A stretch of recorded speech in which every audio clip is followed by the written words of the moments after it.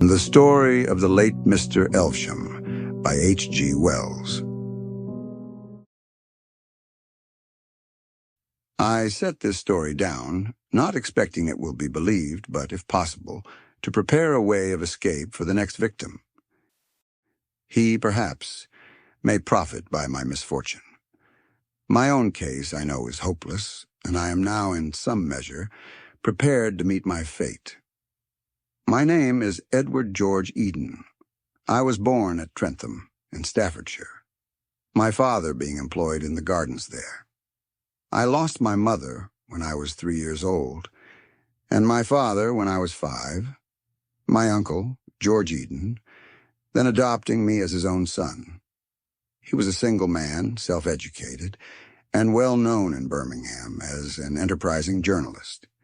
He educated me generously, fired my ambition to succeed in the world, and at his death, which happened 4 years ago, left me his entire fortune, a matter of about £500 after all outgoing charges were paid. I was then 18. He advised me in his will to expend the money in completing my education. I had already chosen the profession of medicine, and through his posthumous generosity and my good fortune in a scholarship competition, I became a medical student at University College, London. At the time of the beginning of my story, I lodged at 11A University Street in a little upper room, very shabbily furnished and draughty, overlooking the back of Shoolbred's premises.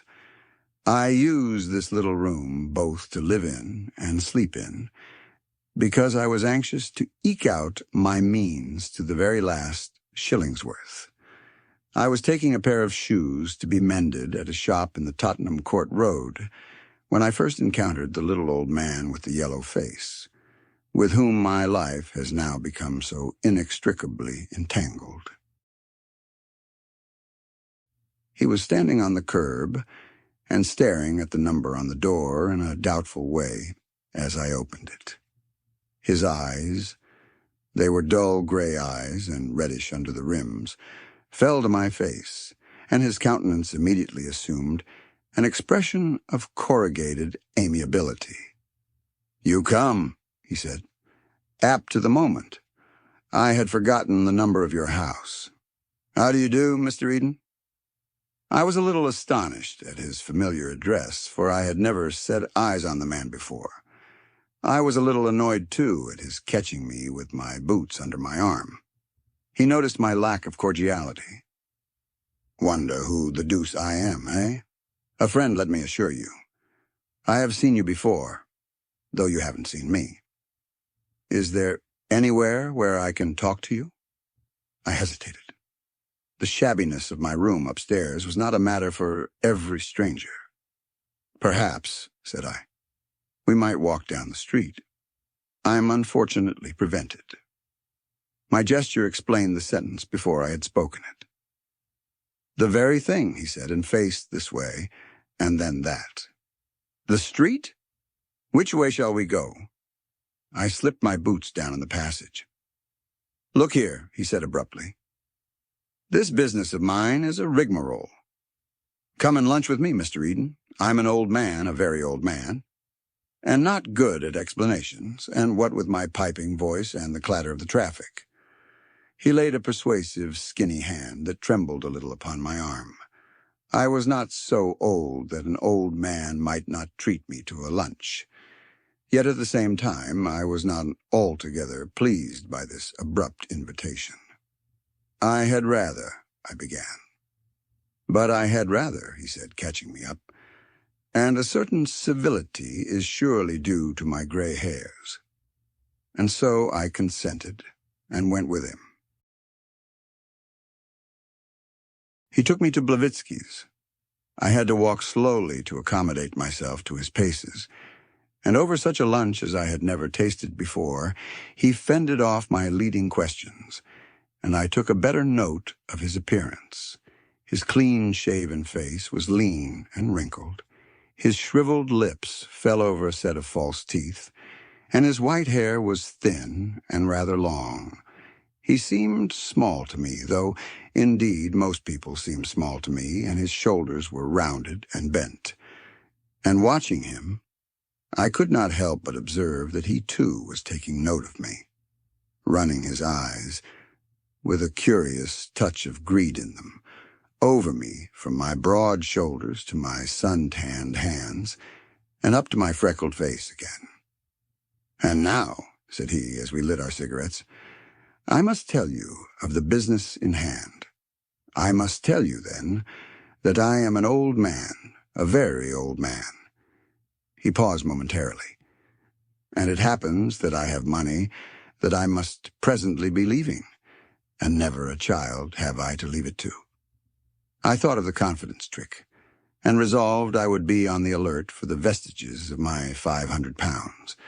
He proceeded to enlarge on his loneliness, and the trouble he had to find a proper disposition of his money.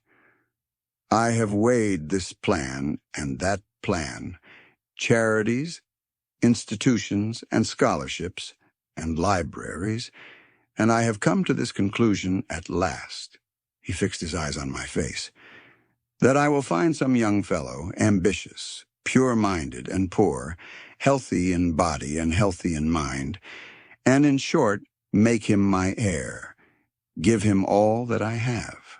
He repeated, "Give him all that I have," so that he will suddenly be lifted out of all the trouble and struggle in which his sympathies have been educated, to freedom and influence. I tried to seem disinterested. With a transparent hypocrisy, I said, "And you want my help, my professional services, maybe, to find that person?" He smiled and looked at me over his cigarette, and I laughed at his quiet exposure of my modest pretense. "What a career such a man might have," he said. "It fills me with envy to think how I have accumulated that another man may spend. But there are conditions, of course, burdens to be imposed. He must, for instance, take my name. You cannot expect everything without some return, and I must go into all the circumstances of his life before I can accept him. He must be sound. I must know his heredity, how his parents and grandparents died, have the strictest inquiries made into his private morals." This modified my secret congratulations a little. "And do I understand," said I, "that I—" "Yes," he said almost fiercely. You. I answered never a word. My imagination was dancing wildly. My innate skepticism was useless to modify its transports. There was not a particle of gratitude in my mind. I did not know what to say, nor how to say it. "But why me in particular?" I said at last.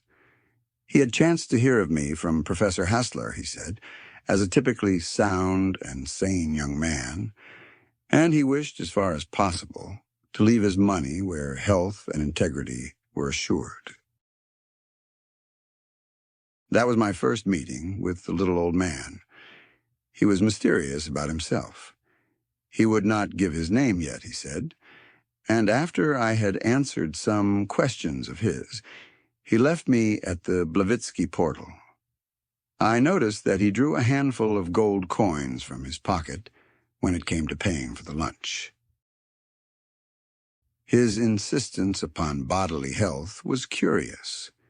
In accordance with an arrangement we had made, I applied that day for a life policy in the Loyal Insurance Company for a large sum, and I was exhaustively overhauled by the medical advisors of that company in the subsequent week. Even that did not satisfy him, and he insisted I must be re-examined by the great Dr. Henderson. It was Friday in Whitsun, week before he came to a decision. He called me down, quite late in the evening, nearly 9 it was, from cramming chemical equations for my preliminary scientific examination. He was standing in the passage under the feeble gas lamp, and his face was a grotesque interplay of shadows. He seemed more bowed than when I had first seen him, and his cheeks had sunk in a little. His voice shook with emotion. Everything is satisfactory, Mr. Eden, he said. Everything is quite satisfactory. And this night of all nights, you must dine with me and celebrate your accession. He was interrupted by a cough. You won't have long to wait either, he said, wiping his handkerchief across his lips and gripping my hand with his long, bony claw that was disengaged. Certainly not very long to wait. We went into the street and called a cab. I remember every incident of that drive vividly. The swift, easy motion, the vivid contrast of gas and oil and electric light, the crowds of people in the streets, the place in Regent Street to which we went, and the sumptuous dinner we were served there. I was disconcerted at first by the well-dressed waiter's glances at my rough clothes, bothered by the stones of the olives, but as the champagne warmed my blood, my confidence revived. At first the old man talked of himself. He had already told me his name in the cab. He was Egbert Elvesham, the great philosopher whose name I had known since I was a lad at school. It seemed incredible to me that this man, whose intelligence had so early dominated mine, this great abstraction, should suddenly realize itself as this decrepit, familiar figure. I dare say every young fellow who has suddenly fallen among celebrities has felt something of my disappointment. He told me now of the future that the feeble streams of his life would presently leave dry for me, houses, copyrights, investments. I had never suspected that philosophers were so rich. He watched me drink and eat with a touch of envy. "What a capacity for living you have," he said, and then with a sigh of relief I could have thought it will not be long. "Aye," said I, my head swimming now with champagne. "I have a future, perhaps, of a passing, agreeable sort, thanks to you. I shall now have the honor of your name. But you have a past, such a past as is worth all my future." He shook his head and smiled, as I thought, with half-sad appreciation of my flattering admiration. "That future," he said. "Would you, in truth, change it?" The waiter came with liqueurs. "You will not perhaps mind taking my name, taking my position, but would you indeed willingly take my years?" "With your achievements," said I gallantly. He smiled again. "Cummel both," he said to the waiter, and turned his attention to a little paper packet he had taken from his pocket. "This hour," said he, "this after-dinner hour is the hour of small things. Here is a scrap of my unpublished wisdom." He opened the packet with his shaking yellow fingers and showed a little pinkish powder on the paper. "This," said he. "Well, you must guess what it is. But Cummel, put but a dash of this powder in it, is Himmel." His large grayish eyes watched mine with an inscrutable expression. It was a bit of a shock to me to find this great teacher gave his mind to the flavor of liqueurs. However, I feigned a great interest in his weakness, for I was drunk enough for such small sycophancy. He parted the powder between the little glasses, and rising suddenly, with a strange, unexpected dignity, held out his hand towards me. I imitated his action, and the glasses rang. "To a quick succession," said he, and raised his glass towards his lips. "Not that," I said hastily. "Not that." He paused with the liqueur at the level of his chin, and his eyes blazing into mine. "To a long life," said I. He hesitated. "To a long life," said he, with a sudden bark of laughter, and with eyes fixed on one another we tilted the little glasses. His eyes looked straight into mine, and as I drained the stuff off, I felt a curiously intense sensation. The first touch of it set my brain in a furious tumult. I seemed to feel an actual physical stirring in my skull, and a seething humming filled my ears. I did not notice the flavor in my mouth.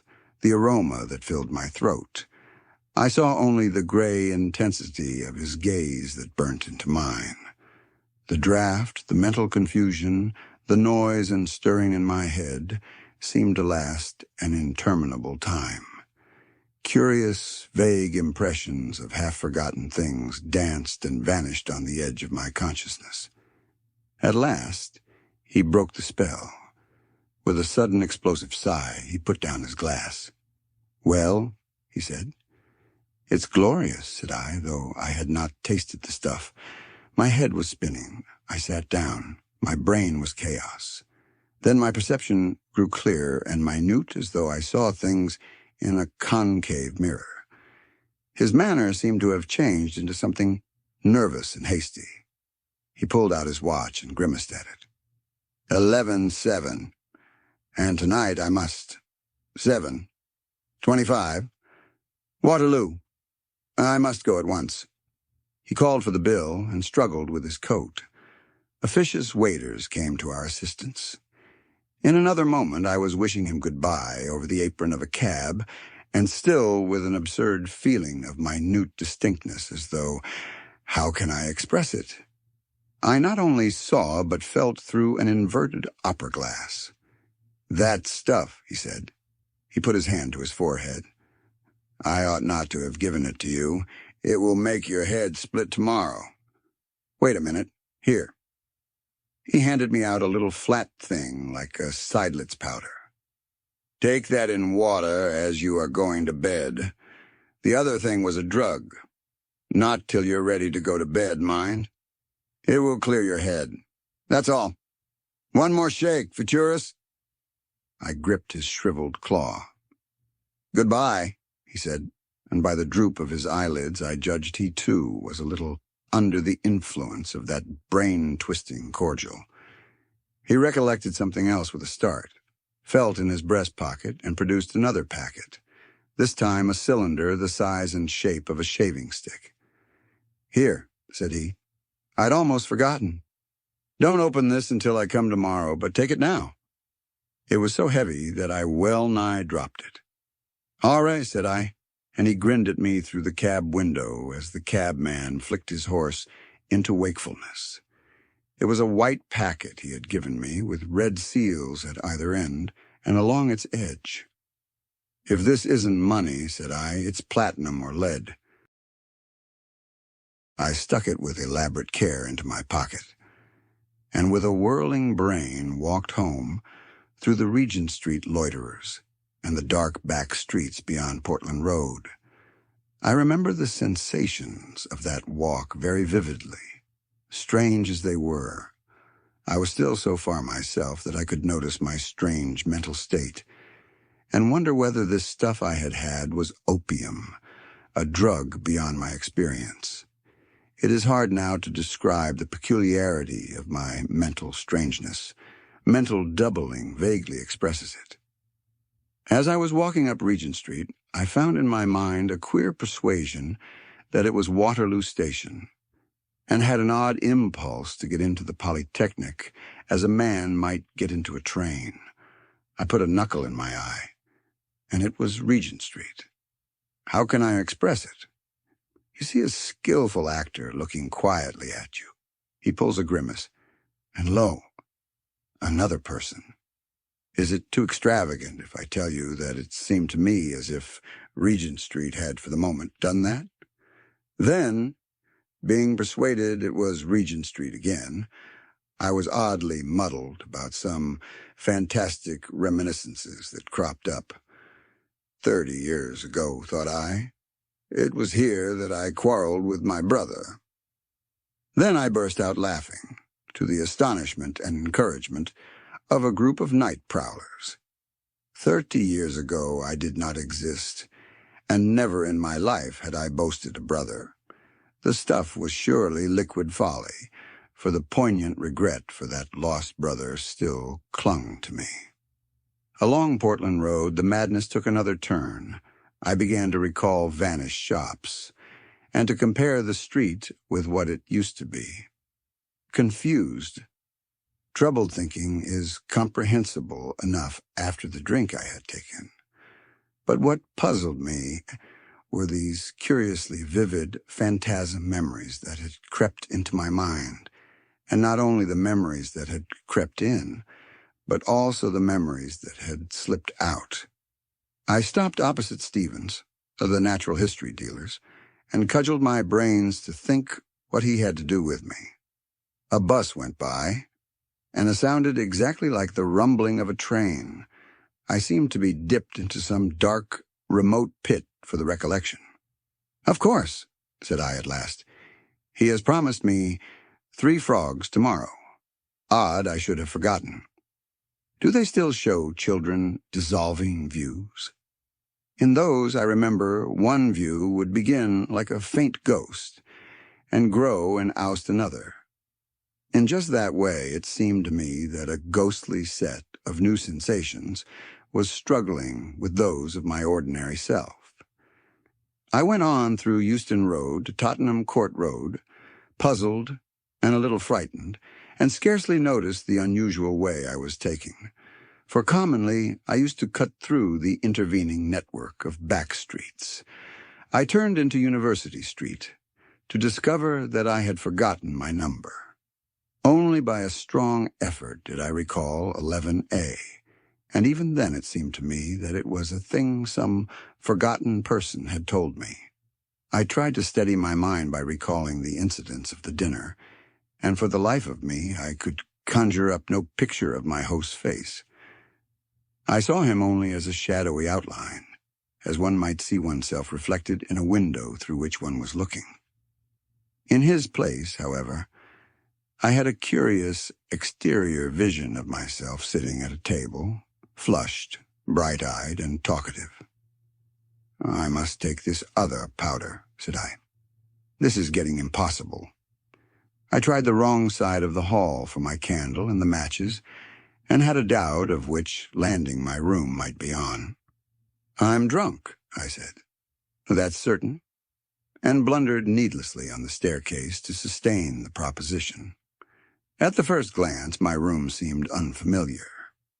"What rot," I said, and stared about me. I seemed to bring myself back by the effort, and the odd phantasmal quality passed into the concrete familiar. There was the old glass still, with my notes on the albumins stuck in the corner of the frame, my old everyday suit of clothes pitched about the floor, and yet it was not so real after all. I felt an idiotic persuasion trying to creep into my mind, as it were, that I was in a railway carriage in a train just stopping, that I was peering out of the window at some unknown station. I gripped the bedrail firmly to reassure myself. "It's clairvoyance, perhaps," I said. "I must write to the Psychical Research Society." I put the rouleau on my dressing table, sat on my bed, and began to take off my boots. It was as if the picture of my present sensations was painted over some other picture that was trying to show through. "Curse it," said I. "My wits are going, or am I in 2 places at once?" Half undressed, I tossed the powder into a glass and drank it off. It effervesced and became a fluorescent amber color. Before I was in bed, my mind was already tranquilized. I felt the pillow at my cheek, and thereupon I must have fallen asleep. I awoke abruptly out of a dream of strange beasts and found myself lying on my back. Probably everyone knows that dismal, emotional dream from which one escapes, awake indeed, but strangely cowed. There was a curious taste in my mouth, a tired feeling in my limbs, a sense of cutaneous discomfort. I lay with my head motionless on my pillow, expecting that my feeling of strangeness and terror would probably pass away and that I should then doze off again to sleep. But instead of that, my uncanny sensations increased. At first, I could perceive nothing wrong about me. There was a faint light in the room, so faint that it was the very next thing to darkness, and the furniture stood out in it, as vague blots of absolute darkness. I stared with my eyes just over the bedclothes. It came into my mind that someone had entered the room to rob me of my rouleau of money. But after lying for some moments, breathing regularly to simulate sleep, I realized this was mere fancy. Nevertheless, the uneasy assurance of something wrong kept fast hold of me. With an effort, I raised my head from the pillow and peered about me at the dark. What it was, I could not conceive. I looked at the dim shapes around me, the greater and lesser darknesses that indicated curtains, table, fireplace, bookshelves, and so forth. Then I began to perceive something unfamiliar in the forms of the darkness. Had the bed turned round? Yonder should be the bookshelves, and something shrouded and pallid rose there, something that would not answer to the bookshelves, however I looked at it. It was far too big to be my shirt thrown on a chair. Overcoming a childish terror, I threw back the bedclothes and thrust my leg out of bed. Instead of coming out of my truckle bed upon the floor, I found my foot scarcely reached the edge of the mattress. I made another step, as it were, and sat up on the edge of the bed. By the side of my bed should be the candle, and the matches upon the broken chair. I put out my hand and touched nothing. I waved my hand in the darkness, and it came against some heavy hanging, soft and thick in texture, which gave a rustling noise at my touch. I grasped this and pulled it.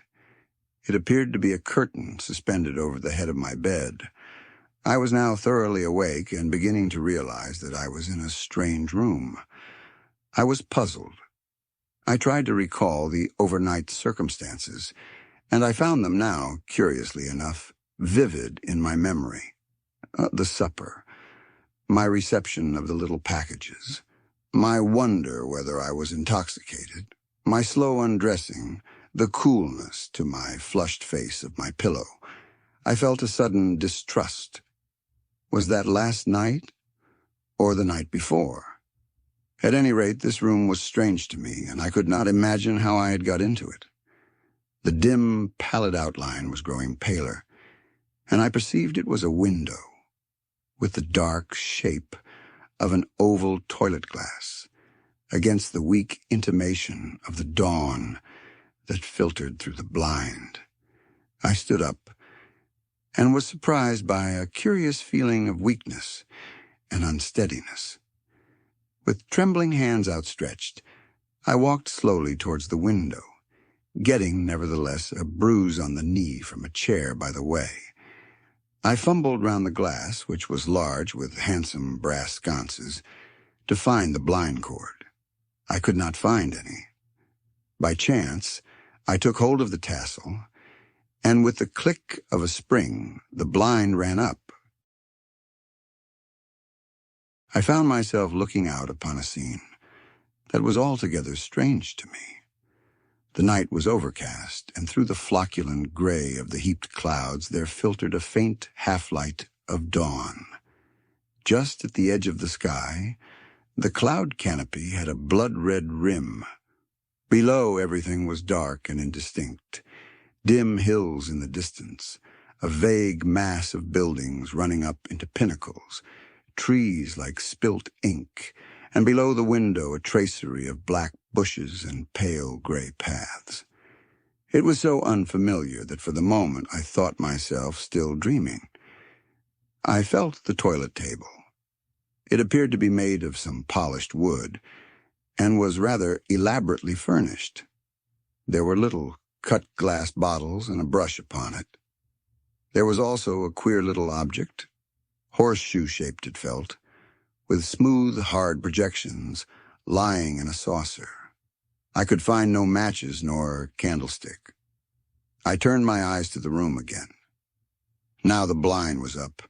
Faint specters of its furnishing came out of the darkness.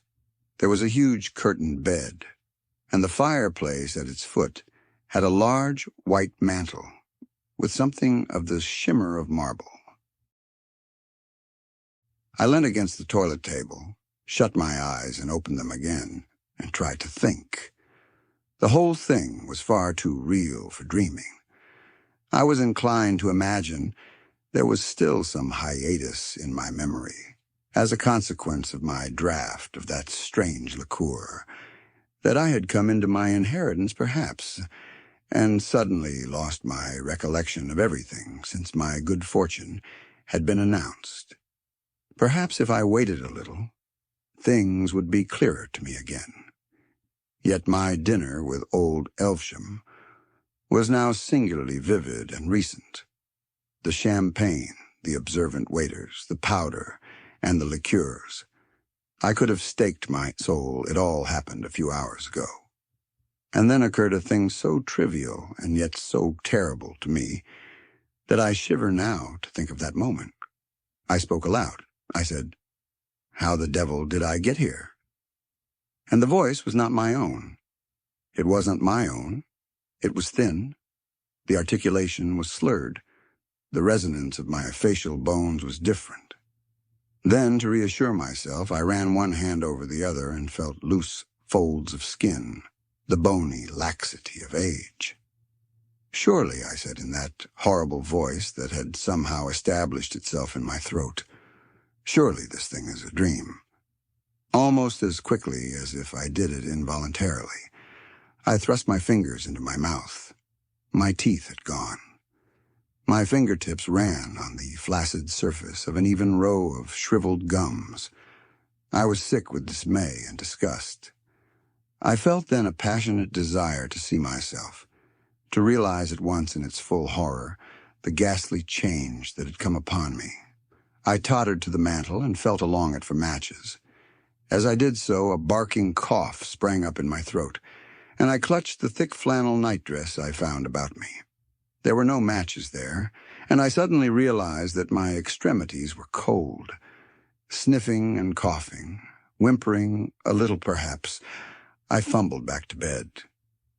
"It is surely a dream," I whimpered to myself as I clambered back. "Surely a dream."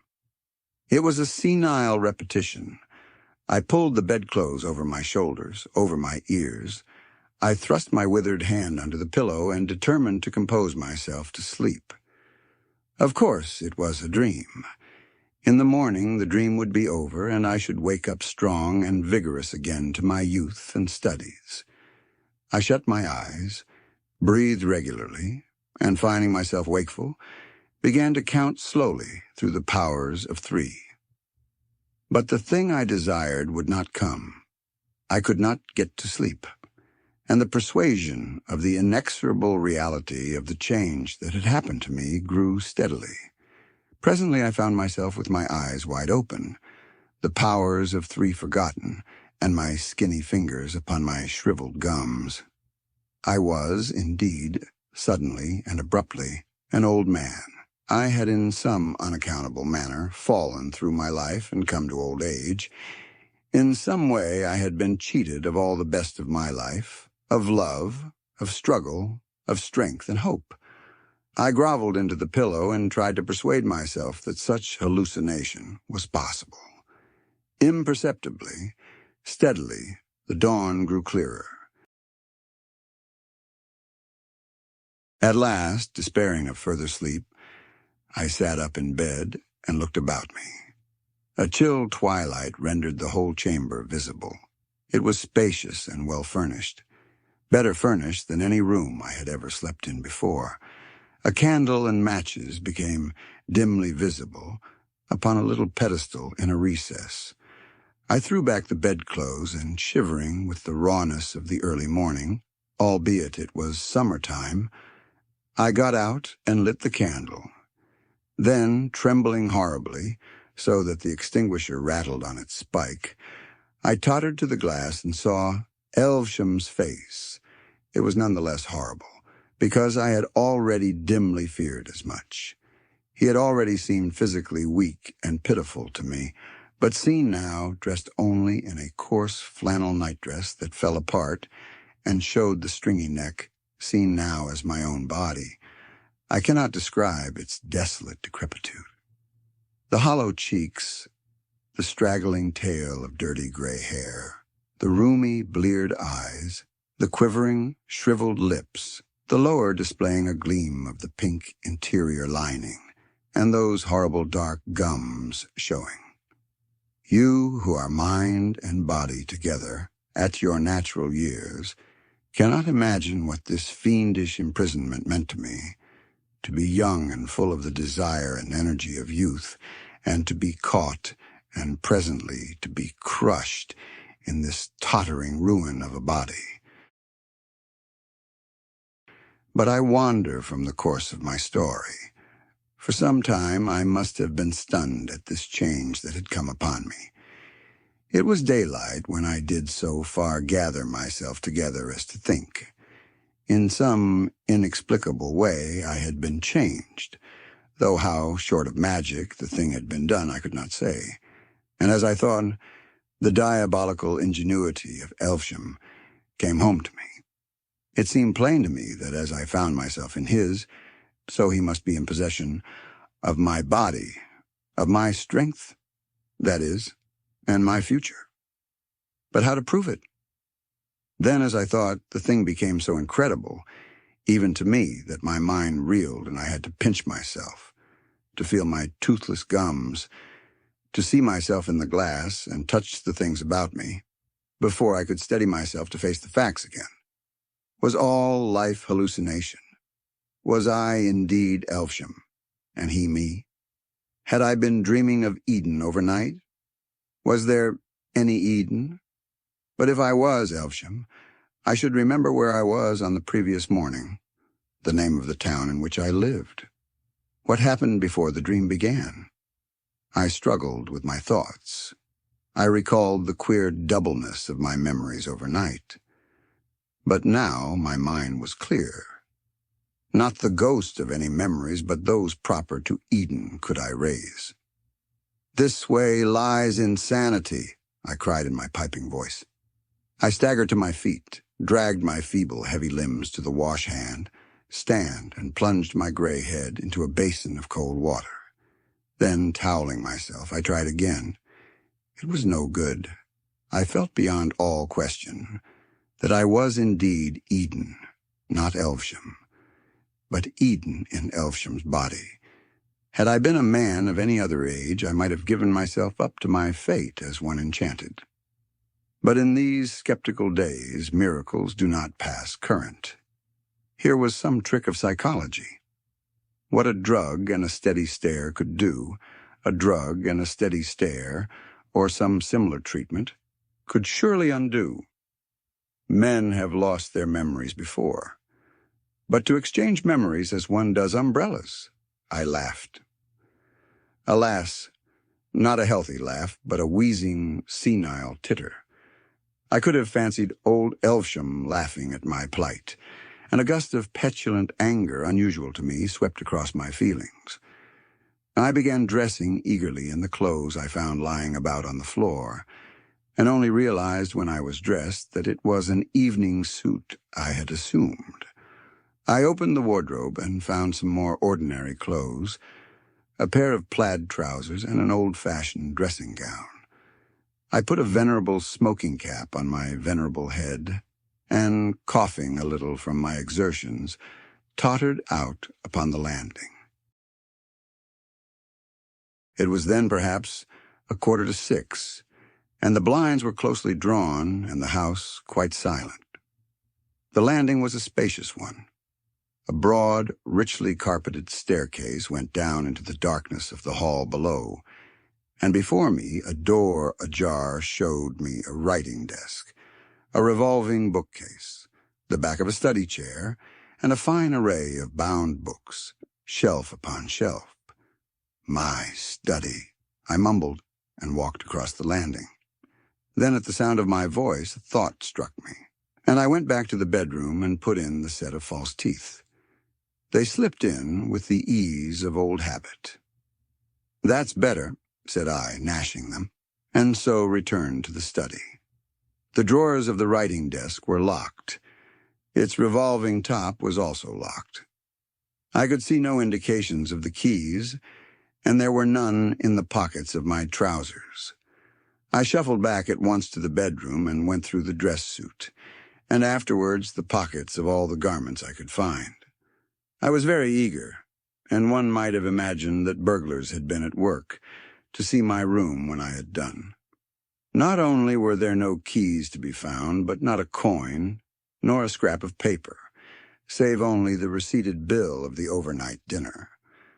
A curious weariness asserted itself. I sat down and stared at the garments flung here and there, their pockets turned inside out. My first frenzy had already flickered out. Every moment I was beginning to realize the immense intelligence of the plans of my enemy, to see more and more clearly the hopelessness of my position. With an effort, I rose and hurried hobbling into the study again. On the staircase was a housemaid pulling up the blinds. She stared, I think, at the expression of my face.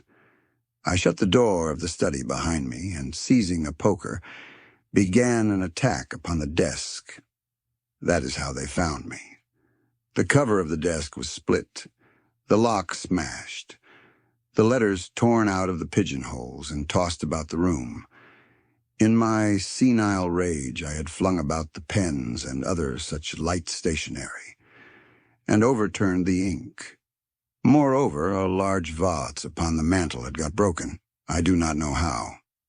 I could find no checkbook, no money, no indications of the slightest use for the recovery of my body. I was battering madly at the drawers when the butler, backed by 2 women servants, intruded upon me. That simply is the story of my change. No one will believe my frantic assertions. I am treated as one demented, and even at this moment I am under restraint. But I am sane, absolutely sane, and to prove it I have sat down to write this story minutely as the things happened to me.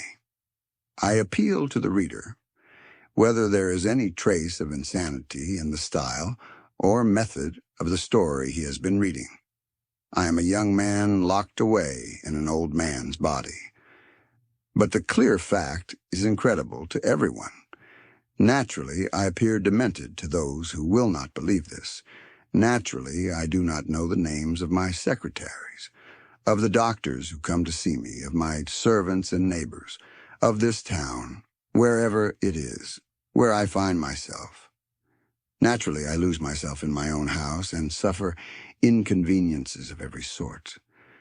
Naturally, I ask the oddest questions. Naturally, I weep and cry out, and have paroxysms of despair. I have no money and no checkbook. The bank will not recognize my signature, for I suppose that, allowing for the feeble muscles I now have, my handwriting is still Eden's. These people about me will not let me go to the bank personally. It seems, indeed, that there is no bank in this town, and that I have an account in some part of London. It seems that Elvesham kept the name of his solicitor secret from all his household. I can ascertain nothing. Elvesham was, of course, a profound student of mental science, and all my declarations of the facts of the case merely confirmed the theory that my insanity is the outcome of overmuch brooding upon psychology. Dreams of the personal identity, indeed. 2 days ago, I was a healthy youngster with all life before me. Now I am a furious old man, unkempt and desperate and miserable, prowling about a great, luxurious, strange house, watched, feared, and avoided as a lunatic by everyone about me. And in London is Elvesham beginning life again in a vigorous body, and with all the accumulated knowledge and wisdom of 70. He has stolen my life. What has happened I do not clearly know. In the study are volumes of manuscript notes referring chiefly to the psychology of memory, and parts of what may be either calculations or ciphers in symbols absolutely strange to me. In some passages there are indications that he was also occupied with the philosophy of mathematics. I take it he has transferred the whole of his memories the accumulation that makes up his personality, from this old withered brain of his to mine, and similarly, that he has transferred mine to his discarded tenement. Practically, that is, he has changed bodies. But how such a change may be possible is without the range of my philosophy.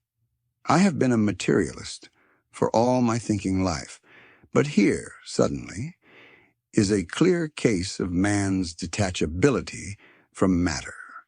One desperate experiment I am about to try. I sit writing here before putting the matter to issue.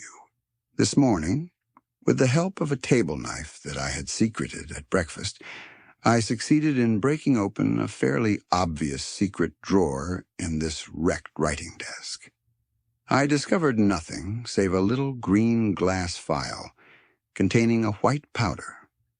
Round the neck of the phial was a label, and thereon was written this one word, release.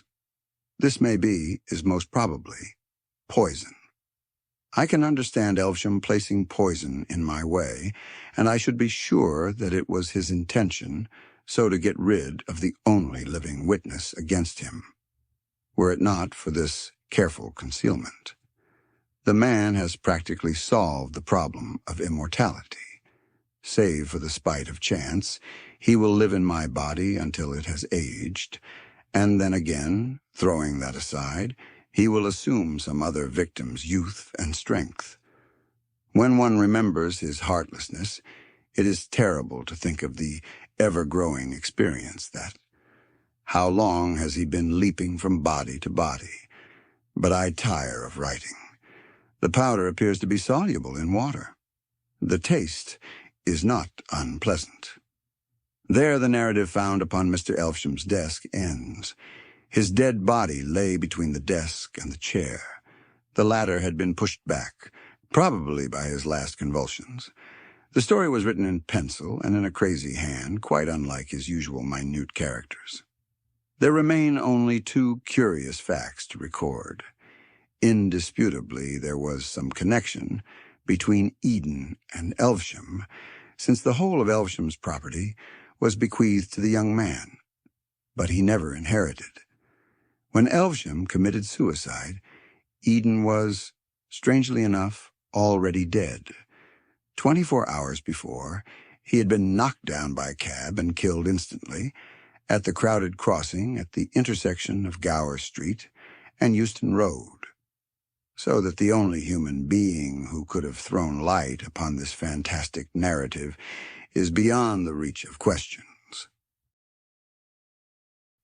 Without further comment, I leave this extraordinary matter to the reader's individual judgment.